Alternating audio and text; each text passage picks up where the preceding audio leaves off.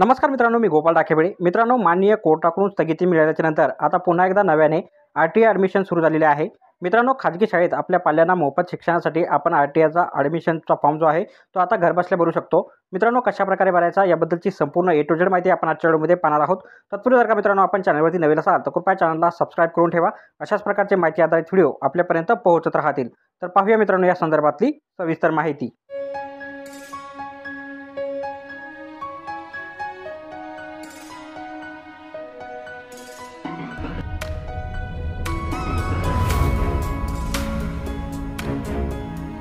तर मित्रांनो, सर्वात अगोदर आपल्याला student.maharashtra.gov.in या वेबसाईटवर यायचं आहे.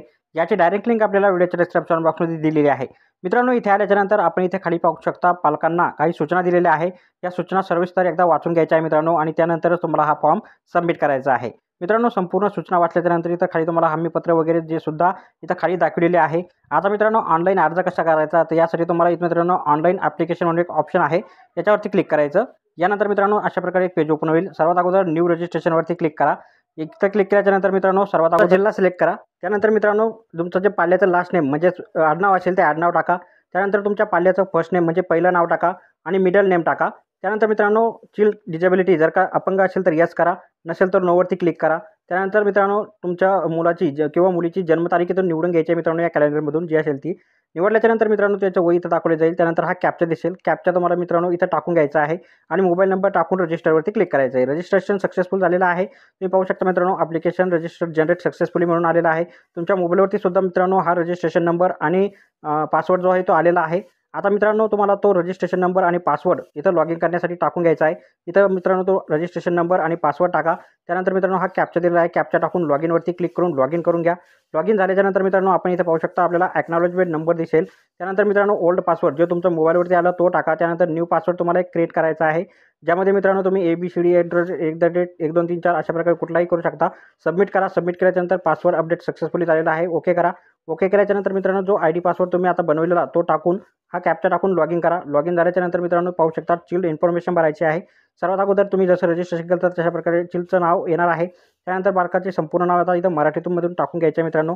त्यानंतर मित्रांनो इथं पाहू शकता इथं जे आहे मदर्स नेम जे आहे ते इथं टाकून घ्यायचं आहे. मदर्स नेम टाकल्याच्यानंतर मित्रांनो इथं पाहू शकता ते मराठीतसुद्धा इथं तुम्हाला टाकावं लागेल.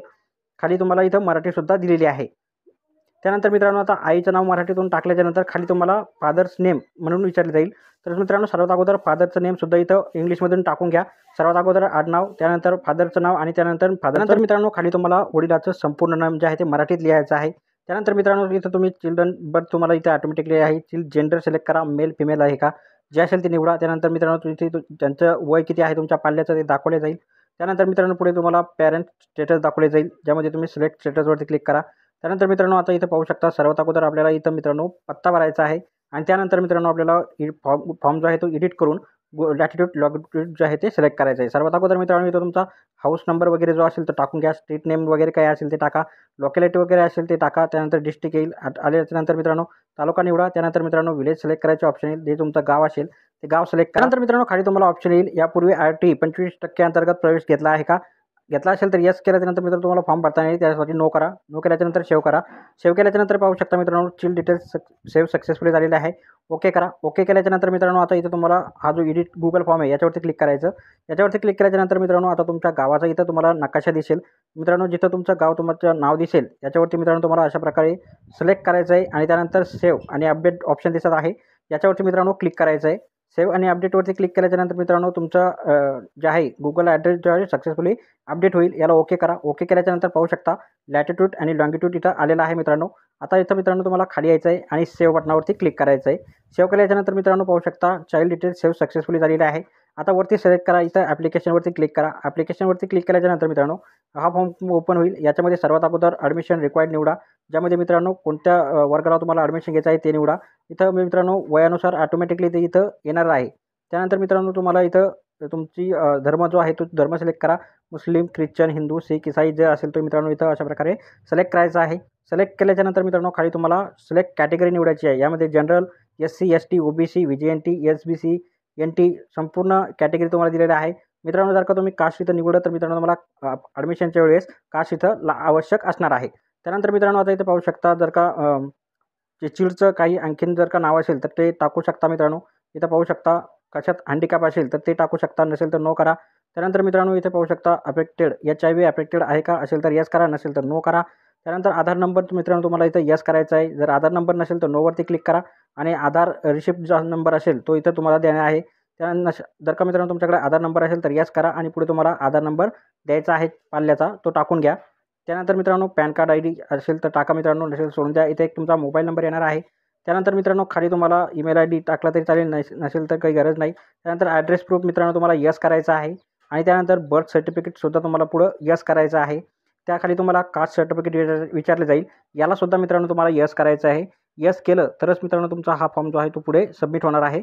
आता सेव्ह करा. सेव्ह केल्याच्यानंतर मित्रांनो पाहू शकता ॲप्लिकेशन डिटेल्स सेव्ह सक्सेसफुली अशा प्रकारचे ऑप्शन येईल. त्यानंतर मित्रांनो आता तुम्हाला स्कूल सिलेक्शन म्हणून एक ऑप्शन आहे, याच्यावरती क्लिक करून ऑप्शन निवडायचा आहे. त्यानंतर मित्रांनो इथं तुम्ही पाहू शकता तुम्हाला अशा प्रकारे विथिन 1 किलोमीटर स्कूल याच्यावरती क्लिक केल्याच्यानंतर मित्रांनो 1 किलोमीटरच्या आतमध्ये जितके स्कूल असेल ते तुम्हाला इथं दाखवले जाईल.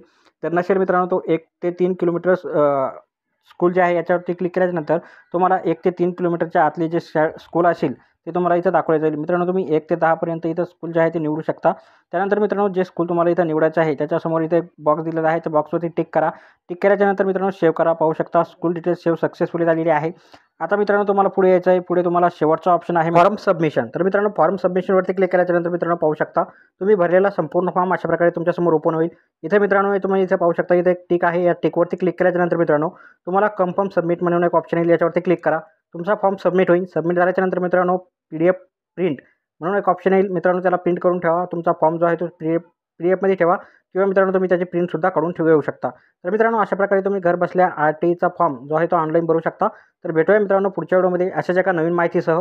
तोपर्यंत व्हिडिओ आवडल्यास व्हिडिओला लाईक आणि शेअर करा. धन्यवाद.